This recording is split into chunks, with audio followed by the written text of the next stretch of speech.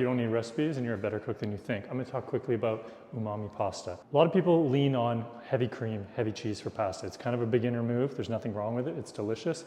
But another way to add a lot of flavor to pasta is look at some ingredients packed with umami. These are gonna be anchovies, sun-dried tomatoes, sardines, big funkiness, and your different aged cheeses, your pecorino, your Parmesan. I'm using a buffalo Parmesan. It's made with buffalo milk. Once you've hit your umami, you can move to crunch. I like to sprinkle a little bit of breadcrumbs, just a little bit of lime or lemon zest and breadcrumbs sprinkled over the top. You can add garlic to them.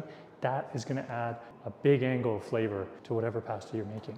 Finally, fresh herbs, a little bit of parsley, a little bit of basil, chopped chives, whatever you have, get rid of it. Fresh herbs make a huge difference to pasta and will also really freshen things up. So of course you're gonna get some umami from your tomato as well, your aromatics, your onion, your garlic, and whatever you're using. You're gonna be adding a little bit of acidity if you want to, or vinegar, but you're gonna be able to make this really light sauce that's packed full of flavor. And in this case, a little special, I would call it between umami and salt. I'm gonna add some olives.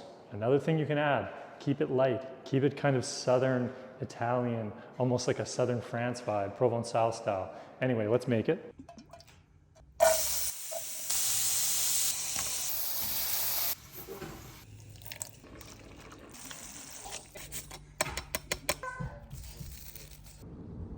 The better you get at understanding flavor, the less you're leaning on those fat, rich ingredients like the creams, like the cheeses, and you can actually cook healthier and develop more flavor quicker. So go for it, you can do it.